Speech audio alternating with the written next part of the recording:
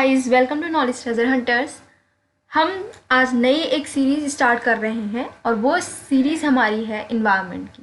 तो guys, environment की series में हम पढ़ेंगे शंकर आईएएस बुक को, जो कि मोस्ट रिकमेंडेड है यूपीएससी प्रिपरेशन के लिए। गाइस, आज हमारा चैप्टर नंबर है 1, जिसका नाम है इकोलॉजी। देखो, इन्वायरमेंट पढ़ना है, लेकिन इन्वायरमेंट पढ़ने से पहले हमें कुछ पता तो हो कि आखिर क्या पढ़ना है। इन्वायरमेंट में हमने क्या, देखो, अगर इन्वायरमेंट का नाम आता है क्या सुनते हैं? पेड़ पौधे, ठीक है, जानवर, ठीक है। हमारा बस इतना ही रहता है कि पेड़ पौधे देख लिया, एटमॉस्फेयर देख लिया, जानवर देख लिए, बस इन्वायरमेंट ख़त्म हो गया। लेकिन क्या इन्वायरमेंट इतना ही है? बिल्कुल नहीं। इन्वायरमेंट में तो बहुत सारी चीज़ें आती हैं। क्या क्या आता है वो सब हम देखेंगे इस बुक में। पूरी सीरीज चलेगी जिसमें हम सब कुछ अच्छे से समझ पाएंगे, ठीक है।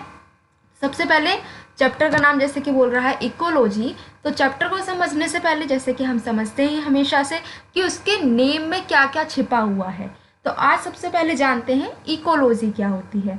सो गाइस, इकोलॉजी जो है ना, वो 2 वर्ड से मिलकर बनी हुई है। एक है इकोस, दूसरा है लोगोस, ठीक है।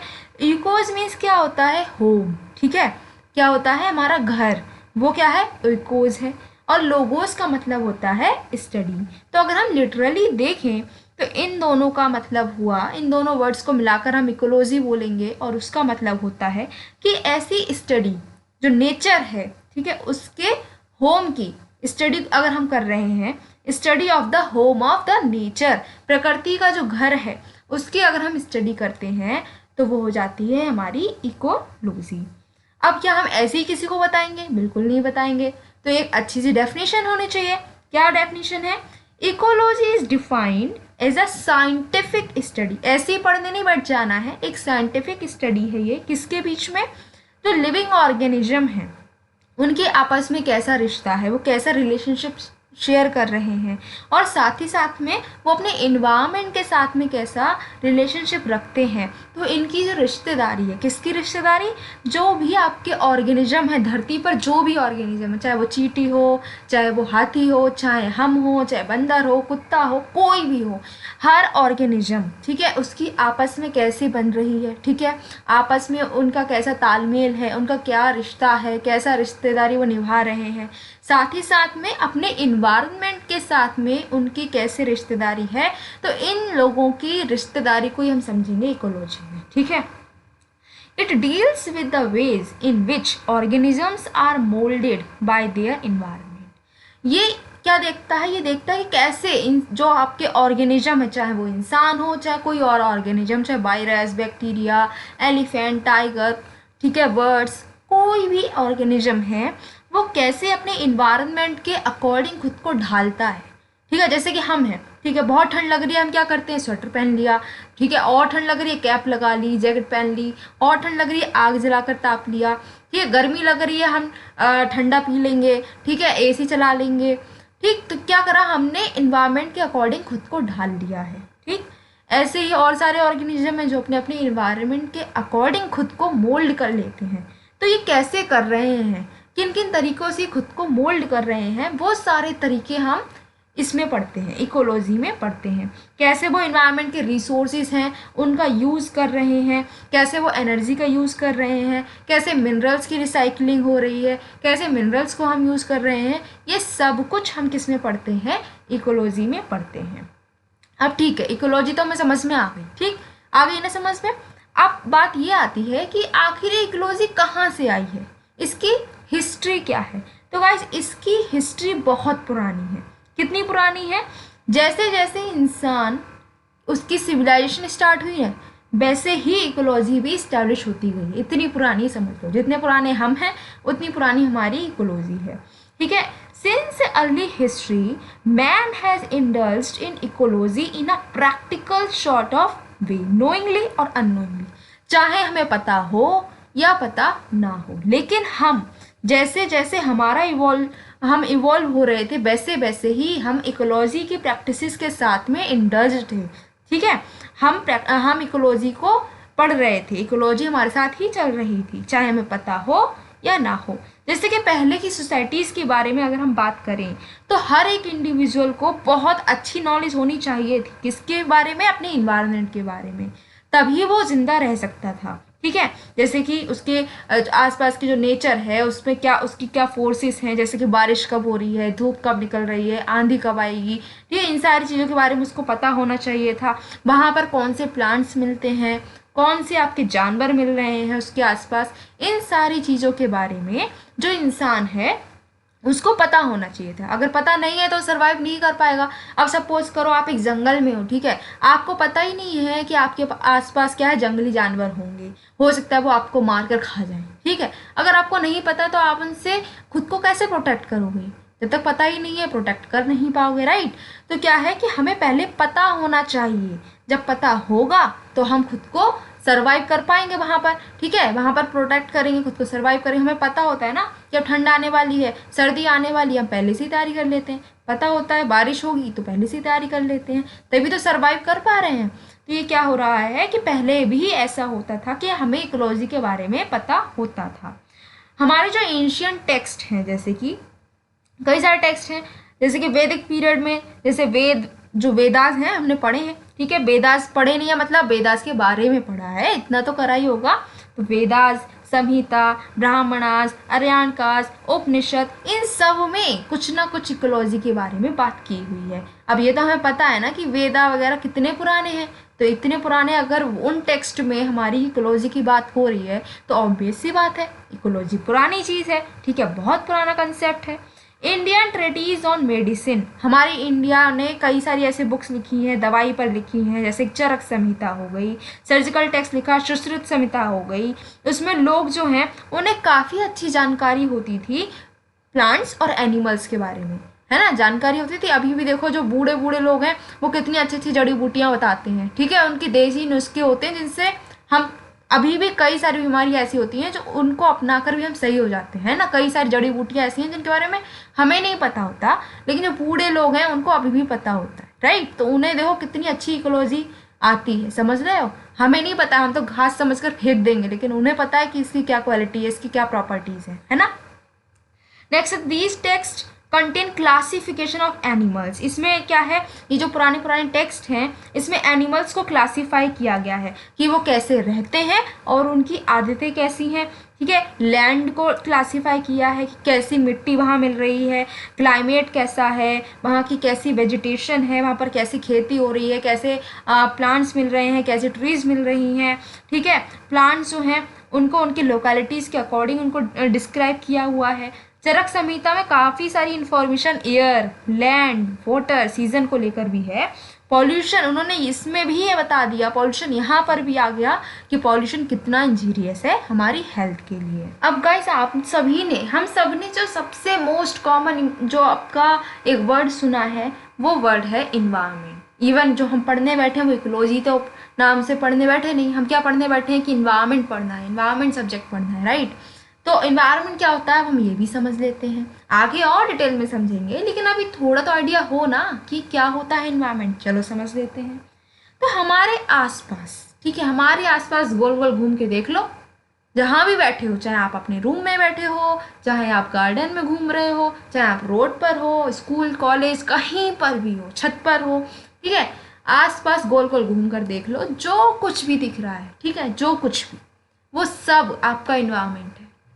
अगर सपोज करो आप छत पर हो तो आपको आसमान दिख रहा है, चिड़ियाँ दिख रही हैं, लोगों के घर दिख रहे हैं, लोग भी दिख रहे हैं, जानवर भी दिख रहे हैं, जो कुछ भी दिख रहा है, पेड़ पौधे भी दिख सकते हैं, ठीक है, कोई आपको व्हीकल भी दिख सकती है, किसी की साइकिल दिख सकती है, किसी की मोटरसाइकिल दिख सकती है, ठीक है, सब कुछ, वो सब कुछ, ठीक है, क्या है, इन्वायरमेंट है, आपका इन्वायरमेंट, ठीक। तो इन्वायरमेंट क्या होता है कि हर वो चीज़ जो आपके आसपास है जो कि आपको अफेक्ट करती है वो आपका इन्वायरमेंट है। इन्वायरमेंट को हम कैसे डिफाइन करेंगे?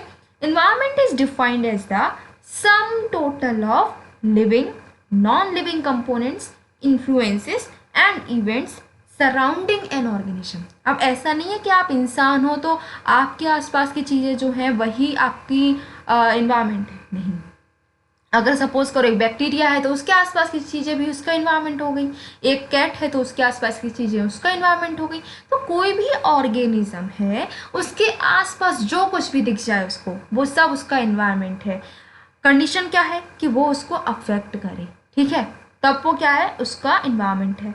जैसे कि लिविंग थिंग्स, अब आपके आसपास आपके पेरेंट्स दिख सकते हैं, आपके फ्रेंड्स दिख सकते हैं, आपकी सिस्टर, आपके ब्रदर, कोई भी दिख सकता है, वो सब आपको अफेक्ट करते हैं ना कहीं कुछ ना कुछ तो उनका असर आप पर होगा ना, ठीक है। नॉन लिविंग थिंग्स वो भी आपको अफेक्ट करती हैं, ठीक है। जैसे कि अगर सपोज करो आपके आसपास बहुत गर्मी हो जाए, अफेक्ट हो गए ना आप, तो क्या है कि ये भी आपको अफेक्ट करेंगी। इन्फ्लुएंसेस इवेंट्स, सपोज करो बाहर क्या हो जाए, कहीं पे कोई लड़ाई करने लगे, तो अगर बहुत बड़ा झगड़ा हो रहा है तो क्या होगा, आप पर कुछ ना कुछ तो इफेक्ट पड़ेगा ना आपका, आपको अच्छा नहीं लगेगा, आपको हो सकता है सिर दर्द हो जाए, है ना, आपका मूड खराब हो सकता है, तो उसका भी इफेक्ट पड़ रहा है। तो जो कुछ भी आपको सराउंड किए हुए है वो सब आपका इन्वायरमेंट है, ठीक है। ऑल ऑर्गेनिज्म, चाहे वो वायरस हो, चाहे वो इंसान हो, चाहे वो जानवर हो, कुछ भी हो, वो सब दूसरे ऑर्गेनिज्म पर डिपेंड करते हैं, इन्वायरमेंट पे डिपेंड करते हैं।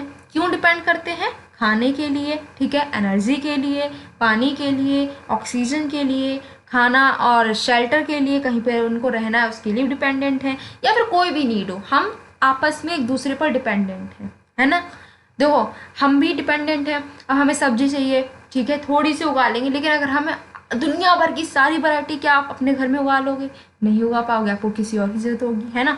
आपको पढ़ाई करनी है, आपको कुछ और, आपको पेन खरीदना है, आपको बाइसिकल खरीदनी है, कुछ भी है, हम दूसरे लोगों पर डिपेंडेंट हैं, है ना, हैं डिपेंडेंट, खाने के लिए भी हैं, पीने के लिए भी हैं, रहने के लिए भी, हर काम के लिए हम दूसरों पर डिपेंडेंट हैं।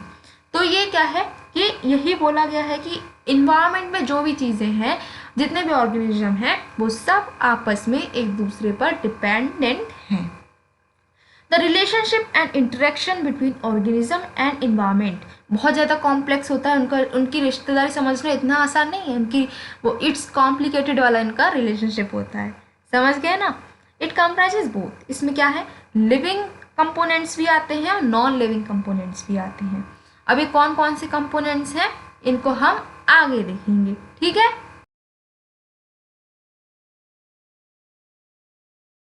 अपने लेवल्स ऑफ इकोलॉजिकल ऑर्गेनाइजेशन, एक इकोलॉजी में कैसे एक स्ट्रक्चर बना हुआ है, इकोलॉजी का स्ट्रक्चर, ठीक है, उसमें कौन कौन सी लेवल्स हैं, अब हम इसको देखेंगे। गाइस ये जो लेवल्स है ना, पूरी बुक में हमें यही पढ़ना है, ठीक है। जिस दिन हमारी ये खत्म हो जाएंगे लेवल्स, समझ लो कि हमारी आधी इकोलॉजी खत्म हो चुकी है, इन्हीं की रिश्तेदारी हमको समझनी है। तो जैसे कि एक इकोलॉजी में सबसे फंडामेंटल यूनिट क्या है, ठीक है, सबसे छोटे लेवल पे अगर हम देखें तो सबसे पहले आता है एक ऑर्गेनिज्म, ठीक है। अभी इतनी देर से हम ऑर्गेनिज्म ही तो कर रहे हैं, तो ऑर्गेनिज्म सबसे पहले आता है। अब ऑर्गेनिज्म हम किसको बोलेंगे, ऑर्गेनिज्म या फिर हम बोल सकते हैं इंडिविजुअल, उसे किसको बोलेंगे? तो गाइस ऑर्गेनिज्म क्या है, एक ऑर्गेनिज्म एक लिविंग बीइंग है, ठीक है, जीता जागता इंसान है, जो क्या कर सके, जो अपने सारे काम खुद से कर सकता हो, ठीक है। पानी पीना है वो खुद पानी लेकर पी सकता हो, उसको सोना है तो उसे किसी और की जरूरत ना हो, खुद सो सकता है, उसको खाना है वो खुद खा सकता है, सांस लेनी है खुद से ले सकता है, कई सारे ऑर्गन्स से मिलकर वो बना हुआ होता है, और अपनी जो फंक्शंस हैं जिंदा रहने के लिए, मेटाबॉलिक फंक्शंस उसके, वो खुद कर सकता है, तब हम उसको बोलते हैं ऑर्गेनिज्म, या फिर हम उसको इंडिविजुअल भी बोल सकते हैं, ठीक है। अब ऑर्गेनिज्म के बाद में हमारी जो नेक्स्ट लेवल है वो है पॉपुलेशन। पॉपुलेशन तो सबने सुना है, हम सब सुनते रहते हैं, रोज़ न्यूज़पेपर में पढ़ो, रोज़ हर जगह पढ़ते हैं, रोज़ हर जगह सुनते हैं कि पॉपुलेशन बहुत बढ़ गई है, इतनी ज़्यादा पॉपुलेशन हो गई है, उसकी वजह से ये हो गया, उसकी वजह से वो हो गया। तो ये क्या है पॉपुलेशन, ठीक है, क्या पॉपुलेशन है, इसको आज अच्छे से समझ लो। पॉपुलेशन सुनते तो बहुत रहते हो, लेकिन हमें उसका अच्छा वाला जो मीनिंग है, रियल मीनिंग, वो समझ में नहीं आता है, वो हमें पता नहीं होता, बस पॉपुलेशन बोलते रहते हैं। तो क्या होता है पॉपुलेशन, अब देख लेते हैं। तो पॉपुलेशन क्या है, population is a group of organism. Population का नाम सुनते ही हमें आता है कि इंसान, बहुत सारे इंसान, हर जगह इंसान नजर आ रहे हैं तो पॉपुलेशन हो गई, नहीं, सिर्फ इंसानों की पॉपुलेशन नहीं होती है, हर ऑर्गेनिज्म की पॉपुलेशन होती है, वायरस की भी पॉपुलेशन होती है, कोरोना वायरस की भी अपनी पॉपुलेशन है, ठीक है। तो क्या है कि पॉपुलेशन चाहे वो कोई भी हो, चाहे वो हाथी हो, कुत्ता हो, शेर हो, वायरस हो, बैक्टीरिया हो, फंजाई हो, हर चीज़, ठीक है, हर एक ऑर्गेनिज्म की पॉपुलेशन हो सकती है। लेकिन क्या होता है इसमें कि स्पीसीज जो है वो सेम होनी चाहिए। ऐसा नहीं है एक जगह पर आप बैठे हो, वहाँ पर आप भी बैठे हो, वहाँ पर आपका जो पेट है वो भी बैठा है, वहाँ पर चिड़िया भी है, वहाँ पर कुत्ता भी है, वहाँ पर पेड़ भी हैं, तो सबको मिलाकर आपने पॉपुलेशन कह दिया, बिल्कुल नहीं हो सकता। पॉपुलेशन का मतलब क्या है कि एक ही स्पीसी हो, ठीक है, एक स्पीसी एक टाइम पर और एक ही जगह पर, उसको हम बोलते हैं पॉपुलेशन। ठीक है, अगर हम इंडिया की पॉपुलेशन की बात करें तो इंडिया में जितने लोग हैं, एक समय पर जितने लोग रह रहे हैं, वही तो होती है ना पॉपुलेशन। तो पॉपुलेशन का मतलब क्या है, 3 चीज़ें आपको इसमें याद रखनी है। पहला क्या हो कि एक स्पेसिफिक टाइम होना चाहिए, दूसरा क्या कि स्पेसिफिक प्लेस होना चाहिए, तीसरी चीज़ जो सबसे इम्पॉर्टेंट है वो क्या है कि एक स्पेसिफिक स्पीसी के बारे में बात होनी चाहिए, तब उसको हम बोलते हैं पॉपुलेशन। ठीक है, अब बात करते हैं पॉपुलेशन ग्रोथ की क्या है। तो सपोज करो एक टाइम है, एक एरिया है, वहाँ पर कुछ लोग रह रहे हैं। ठीक है, फॉर एग्जाम्पल 100 लोग रह रहे हैं, तो वो उस टाइम की उनकी पॉपुलेशन हो गई। फिर 2 साल बाद हमने देखा कि उसी जगह पर उसी टाइम पीरियड के बाद 2 साल के बाद में क्या है कि 200 लोग रह रहे हैं, तो वहाँ पर क्या हो गया, कितने लोग बढ़ गए, 100 लोग और बढ़ गए, है ना। तो वहाँ की पॉपुलेशन ग्रोथ कितनी हो गई, 100% और बढ़ चुके हैं। तो ये होती है पॉपुलेशन ग्रोथ। पॉपुलेशन ग्रोथ क्या होती है कि कितनी पॉपुलेशन जो है वो बढ़ चुकी है 2 टाइम पीरियड के अंदर एक ही स्पेसिफिक प्लेस पर। ठीक, वो होती है आपकी पॉपुलेशन ग्रोथ। अब पॉपुलेशन ग्रोथ जो है वो पॉजिटिव भी हो सकती है, नेगेटिव भी हो सकती है। मतलब क्या कि हो सकता है पॉपुलेशन बढ़ भी जाए, हो सकता है पॉपुलेशन कम भी हो जाए। अब ये तो बताने वाली चीज़ ही नहीं है, आपको खुद भी पता है, छोटे बच्चे तब हम हैं नहीं, हमें पता है कि पॉपुलेशन कैसे बढ़ेगी और कैसे कम होगी। कैसे बढ़ती है, जब क्या हो कि पॉपुलेशन मतलब आपका क्या हो जाए, आपकी पॉपुलेशन में नए बर्थ हो जाएं, ठीक है, नए बेबीज़ पैदा हो जाएं, तो पॉपुलेशन ग्रोथ हो जाएगी। या फिर क्या हो सकता है कि कहीं और से लोग आकर रहने लगे। ठीक है, इसका बेस्ट एग्जांपल क्या होता है, जब वो शादी होती है, लड़की क्या होती है, लड़के के घर चली जाती है, तो लड़के के घर की जो पॉपुलेशन है वो बढ़ जाएगी ना, क्योंकि वहाँ पर क्या हुआ, इमिग्रेशन हो चुका है। ठीक है, एक और मेंबर आ चुका है, तो पॉपुलेशन क्या होगी, वहाँ की बढ़ चुकी है। अब ऐसे ही क्या हो सकता है, कम भी हो सकती है। अब अगर सपोज करो एक एरिया में बहुत सारे डेथ हो जाए, ठीक है, डेथ होगी तो क्या होगा, पॉपुलेशन कम हो जाएगी। या फिर वहाँ के लोग कहीं और रहने चले जाएं, अगर कहीं और रहने चले जाएंगे तो उस प्लेस की तो पॉपुलेशन कम हो ही जाएगी, कहीं और की बढ़ेगी, लेकिन जहाँ पर वो रह रहे थे वहाँ की पॉपुलेशन कम हो जाएगी। तो ये होता है positive and negative population growth. ठीक है, अब जो है क्या और क्या एक कंसेप्ट यहाँ पर हम याद कर सकते हैं, समझ सकते हैं, वो है पॉपुलेशन डेंसिटी। पॉपुलेशन डेंसिटी क्या होती है कि एक पर्टिकुलर प्लेस पर, ठीक है, पर्टिकुलर प्लेस पर उस एरिया में कितने लोग रह रहे हैं, ठीक है, वो होती है वहाँ की डेंसिटी। ठीक है, सपोज करो 1 किलोमीटर स्क्वायर में 100 लोग रह रहे हैं एक जगह पर, और एक जगह पर क्या हो रहा है कि 1 किलोमीटर स्क्वायर में 1000 लोग रह रहे हैं, तो डेंसिटी कहाँ की ज़्यादा होगी, जहाँ पर 1000 लोग रह रहे होंगे। ये होता है कंसेप्ट पॉपुलेशन डेंसिटी का। अब देखते हैं कि कम्युनिटी कितनी तरीके की होती है। तो गाइस, अगर हम कम्युनिटी की बात करें तो 2 तरीके की कम्युनिटी हमारी मिलती है। एक होती है मेजर कम्युनिटी और एक होती है minor community. Major community means वो भैया सर्वगुण संपन्न है, उसको किसी की ज़रूरत नहीं है, कोई मिले ना मिले, उसको बस सनलाइट मिल जाए उसका काम हो जाएगा। ठीक है, वो क्या है, बहुत ज़्यादा खुद में ही, मतलब कहते हैं ना कि सेल्फ डिपेंडेंट है वो, उसको नहीं चाहिए कोई, उसको किसी की जरूरत नहीं है, उसको दुनियादारी से कोई मतलब नहीं है, उसे बस खुद से मतलब है। ठीक है, उसको मिल जाए सनलाइट, बाकी उसे किसी कम्युनिटी की ज़रूरत नहीं है, तो वो होती है मेजर कम्युनिटी। ठीक है, जैसे कि ट्रॉपिकल एवरग्रीन फॉरेस्ट, वहाँ पर क्या है, सिर्फ उसको क्या मिल जाए, धूप मिल जाए, बारिश उसके पास है, उस बारिश होती रहती है वहाँ पर। ठीक है, सॉइल वहाँ पर अच्छी है ही, वहाँ पर उसको सारे न्यूट्रिशन मिल ही रहे हैं, तो उन प्लांट्स को और क्या चाहिए, कुछ नहीं चाहिए, आराम से अपनी ज़िंदगी बिता रहे हैं। लेकिन दूसरी कौन सी होती है, माइनर कम्युनिटी, उसको भैया सबकी ज़रूरत है, वो अकेले कुछ नहीं कर पाएगी, उसको क्या चाहिए, वो दूसरे आसपास के पड़ोसी, उसकी जो भी कम्युनिटीज़ हैं उनकी उसको हेल्प चाहिए होती है अपना गुजारा करने के लिए। ठीक है, तो क्या है कि इसको हम सोसाइटी बोलते हैं और हम भी इनमें से एक हैं। ठीक है, हमें भी दूसरों पड़ोसी की जरूरत होती है। अब देखो, हम जहाँ रह रहे हैं तो हमें क्या है, पढ़ने जाना है तो कहीं और सोसाइटी में जा रहे हैं, सब्जी लेने जाना किसी और सोसाइटी में जा रहे हैं, रिश्तेदार हमारे किसी और सोसाइटी में हैं, फ्रेंड्स हमारे किसी और सोसाइटी में, और हम इन सब से घिरे हुए हैं, हमें सबसे ज़रूरत है। ठीक है, हमें अपने दोस्तों की ज़रूरत है, हमें अपने रिश्तेदार की ज़रूरत है, हमें स्कूल भी जाना है, हमें कॉलेज भी जाना है, सब कुछ करना है ना। तो ये क्या है, हम कौन सी में रहते हैं, माइनर कम्युनिटी में रहते हैं। ठीक है, और ये क्या होता है, कि ये छोटी भी हो सकती है, बड़ी भी हो सकती है, कैसी भी हो सकती है। अब जैसे कि आप देखें तो क्या है, एक आपने देखा होगा कि एक पैच है, समझ लो कोई भी जगह है, वहाँ पर वायरस है, ठीक है, तो क्या है, वो उनकी एक कम्युनिटी है, ठीक है। अब उनको और भी चाहिए होगा, तो क्या है कि वो भी एक कम्युनिटी है, ठीक है। एक आपका पूरी दुनिया, वो भी एक कम्युनिटी है। क्यों? क्योंकि वहाँ पर जो हम लोग क्या हैं, उसके ही तो हिस्सा हैं, ठीक। तो वो भी क्या है, कम्युनिटी। हम आपस में एक दूसरे पर क्या है, डिपेंडेंट हैं। हमें आज चाहिए तो हमें जापान का भी सामान चाहिए, हमें यूएसए का भी हमें सामान चाहिए, हमें सिंगापुर का भी सामान चाहिए, हमें सिंगापुर जाना भी है, हमें कहीं पे भी जाना है। तो क्या है कि हम इंटरकनेक्टेड हो गए हैं, एक दूसरे पर डिपेंडेंट हैं, इसीलिए हम क्या है, माइनर कम्युनिटीज़ हैं। अब गाइस अगर हम बात करें कि हमारी कम्युनिटी है उसका स्ट्रक्चर कैसा होता है, तो कम्युनिटी की अगर हम स्ट्रक्चर की बात करें तो कोई बिल्कुल फिक्स्ड नहीं है, या फिक्स्ड रूल नहीं है। हम ये नहीं कह सकते कि इसमें इतनी पर्टिकुलर स्पीसी ही मिलेंगी, इसका साइज इतना ही होना चाहिए, नहीं कह सकते।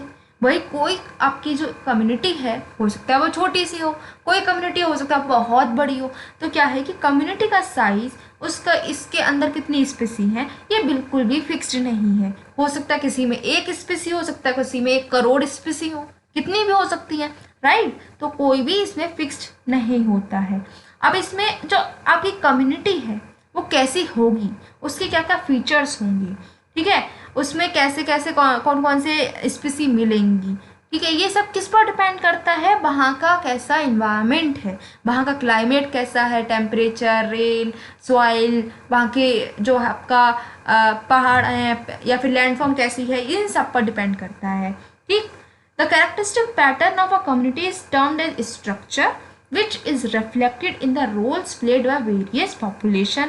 उनकी रेंज क्या है, क्या एरिया में वो रह रहे हैं, कितनी डाइवर्सिटी है, ये सब जो फीचर्स हैं वो उन्हीं पर डिपेंड करेंगे कि अब जो कम्युनिटी का फीचर कैसा होगा, जैसे वहाँ की स्पीसी का फीचर होगा वही कम्युनिटी का फीचर होगा। अब ऐसे हम लोग क्या करते हैं, हम लोग बोलते हैं कि कॉलेज बहुत अच्छा है, बोलते हैं, लेकिन क्या ये बताओ ये जो ईंटों का या फिर पत्थर का बना हुआ कॉलेज है, क्या वो अच्छा होगा? नहीं।